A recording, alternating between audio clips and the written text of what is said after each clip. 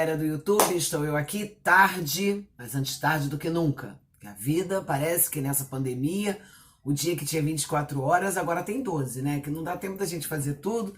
A gente tem que trabalhar em home office, a gente tem que fazer comida, a gente tem que ler.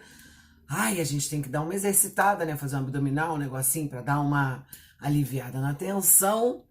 E a gente tem que fazer vídeo, que pra mim é a parte mais gostosa. Bom, o vídeo de hoje fala desse livro aqui, ó. O Médico e o Monstro, de Robert Louis Stevenson. Cara, é um livro considerado um clássico. E eu achei muito legal essa edição aqui da FTD, porque é uma tradução da Lígia Kader Martori. E é uma... Eles fizeram uma edição muito bacana e com muitos recursos para a garotada aí do 7º e 8º ano. Aí fica a dica para mamãe e papai, se quiser comprar o livro, eles vão gostar, tá? Eles trazem aqui, olha, o livro é muito bem organizado. Traz um texto do Luiz Antônio Aguiar, que é mestre em literatura brasileira pela PUC, falando um pouquinho sobre por que é importante ler os clássicos, né? Por que essas obras se tornam clássicas. Eu até tenho alguns questionamentos em relação a essa coisa do cânone literário, né? Da lista dos 10 mais.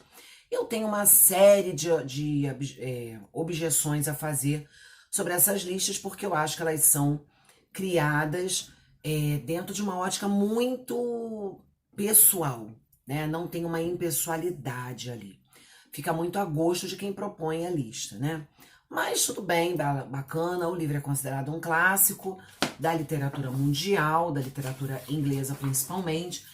Mas o que eu acho mais legal aqui é que antes do livro começar, antes da história começar, do Médico e o Monstro, tá vendo? Eles trazem aqui uma imagem do Robert Louis Stevenson, né? Uma fotografia que foi feita pelo John Singer Sargent em 1887, ó, dá pra você ver ele aqui um pouquinho. Conta um pouco da história do autor. Ele nasceu na Escócia em 1850. Era filho único de uma família de cientistas e engenheiros de faróis. Então eu acho que isso explica muito por que ele constrói uma história do médico e do monstro, né? E aí eu já vou falar e vocês vão entender por quê. Bom, ele escreve no meio da era vitoriana, que era foi uma era ali da Inglaterra, onde estava acontecendo uma evolução industrial muito grande, uma evolução do comércio, um crescimento, um avanço tecnológico e científico em detrimento do restante da população, como a gente vê até hoje, né, minha gente? Conforme os avanços tecnológicos iam surgindo, iam crescendo, iam se desenvolvendo, a galera mais pobre, né, crescia também. Houve um aumento muito grande da prostituição, houve um aumento muito grande da pobreza e dos crimes em geral. Muito que bem. O que conta a história do médico e do monstro? É muito interessante essa história, porque, tô tentando chegar na história, que antes, olha, ele vem trazendo uma série de imagens, olha, fala de alguns autores que escreveram nessa época, traz algumas... Não tá dando pra vocês verem, né? Algumas... Como é que se diz? Alguns desenhos, né? Do autor, que eu já esqueci o nome, gente. Robert Louis. E aí tem aqui um trecho que eles destacam do livro, que fala assim: não sei se um alcoólatra, quando argumenta consigo mesmo sobre seu vício, se deixa afetar uma vez em 500 pelos perigos que corre com o entorpecimento da sua sensibilidade física. Por quê, gente? Essa história conta a vida do Henry Jekyll. Cadê? Tô tentando chegar na história. Ela fala da vida desse advogado, né, do Henry Jekyll, e de um cara que surge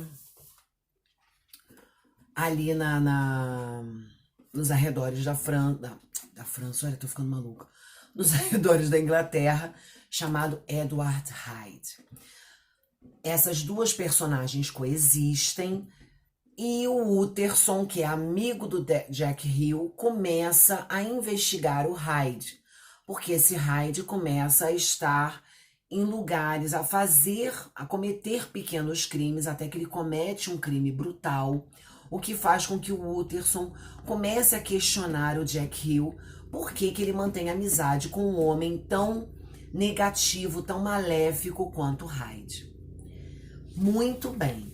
A história, ela tem um suspense crescente na história, até que você percebe que Edward Hyde e o Henry Jekyll são a mesma pessoa. Eles são frutos de uma manipulação química, né, que o Jekyll descobre no seu laboratório, uma manipulação química para que ele desse vazão, essas são as palavras dele, a um ser que existia dentro dele e que ele precisava dar voz.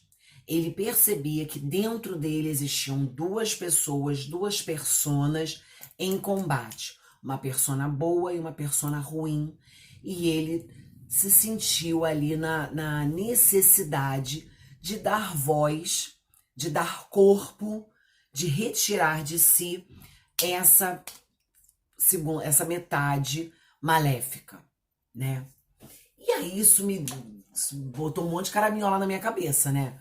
Porque eu lembro que eu tinha uma amiga, na época que eu trabalhava na Ogamitá, e eu sempre faço, eu acho que já é a segunda vez que eu faço propaganda dessa escola, mas é que foi a escola que eu mais amei trabalhar na minha vida. Então, se vocês quiserem botar o filho de vocês nessa escola, pode botar, porque eles são fantásticos. E quando eu trabalhei no Ogamitá, eu tive uma coordenadora, eu tive a Célia, que eu amava também, e eu tive a Ione, que eu também amava. E eu lembro que eu falava pra Ione, porque tinha um professor que perseguia ela. E eu ficava com raiva, né? Eu era muito novinha, então a gente, quando é novo, né? A gente fica muito inflamado com as coisas, né? E eu falava, caraca, Ione, esse cara é um nojo e tal, parará. E ela falava assim, Carla, as pessoas existem em muitas dimensões. Ele é odioso nisso aqui que ele faz comigo, mas ele é uma pessoa boa. E eu não conseguia compreender isso, tá? Nessa época ali, eu devia ter uns 19, 20 anos, eu não conseguia perceber isso. Hoje eu percebo. Cada um de nós carrega em si duas metades, né? Cada um de nós tem o médico e o monstro. Cada um de nós é luz e sombra. Foi Jung que falou isso, né? Que todos nós carregamos uma sombra dentro de nós e que é importante que a gente clareie essa sombra, não negando os defeitos que a gente tenha, não negando essas particularidades que são consideradas negativas, mas transformando-as, ressignificando-as, né? Se eu percebo que eu sou ciumenta, eu posso passar a considerar que nada é meu nesse mundo, que nós estamos aqui de passagem, que as pessoas não são nossas, não são nossa propriedade, elas escolhem estar com a gente naquele momento. Se eu sou uma pessoa egoísta, eu posso começar a pensar a partir da ótica do outro, da necessidade do outro, e pensar um pouco menos nas minhas necessidades. E eu tô aqui dando dois exemplos muito superficiais.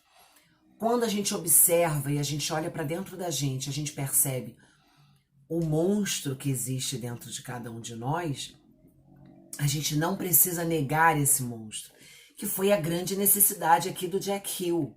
Engraçado que o Stevenson, o autor, ele faz uma brincadeira com as palavras, né? Jack Hill no inglês, né? Kill é matar.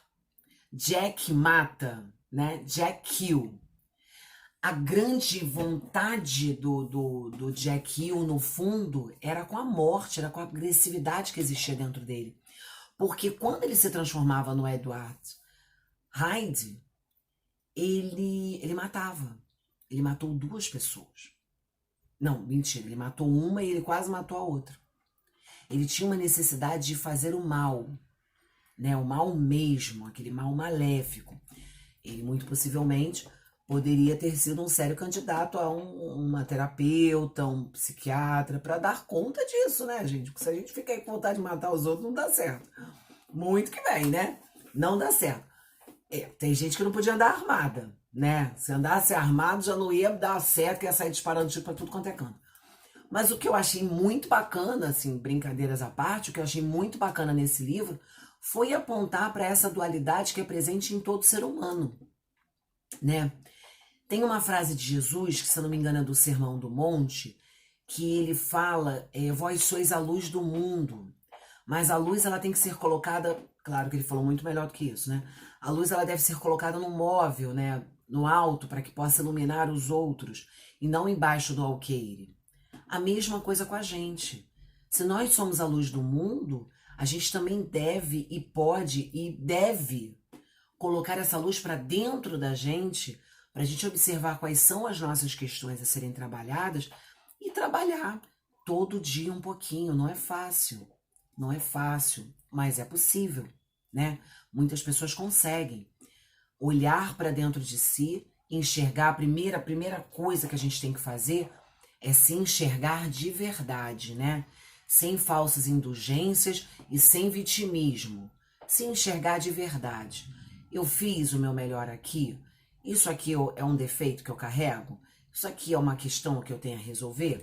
Descobri o que eu preciso resolver. Então vamos lá, vamos resolver. Como diz a minha amiga Gina, vamos tirando as casquinhas da cebola, né? Vocês já olharam a cebola? Ela tem um monte de anéisinhos até chegar ao centro, né? Vamos tirando as casquinhas, vamos resolvendo, vamos ressignificando. A terapia, nesse momento, ela é fundamental. O terapeuta, ele cumpre esse papel com muita propriedade. Então, se a pessoa tem dificuldade de fazer isso sozinha, o ideal é que ela procure um terapeuta, sim. Terapeuta, psicólogo não tratam malucos, tratam pessoas normais que gostariam de ficar melhores a cada dia. Muito bem. Eu indico essa leitura, tá? Principalmente para a garotada aí. E acho que todos os pais que comprarem esse livro para que os filhos possam ler, devem ler também e deve se bater um papo a respeito disso em casa. Eu acho que vale muito a pena, tá? É isso, o Médico e o Monstro. Se você gostou, deixe seu like, se inscreva no canal se você não se inscreveu, compartilhe com aqueles amigos que você acha que vão desfrutar, vão aproveitar alguma coisa da minha fala. E é isso, meus amores. Beijo de lua pra vocês. Fiquem em casa, se cuidem, se protejam, álcool em gel e máscara, tá? Beijo!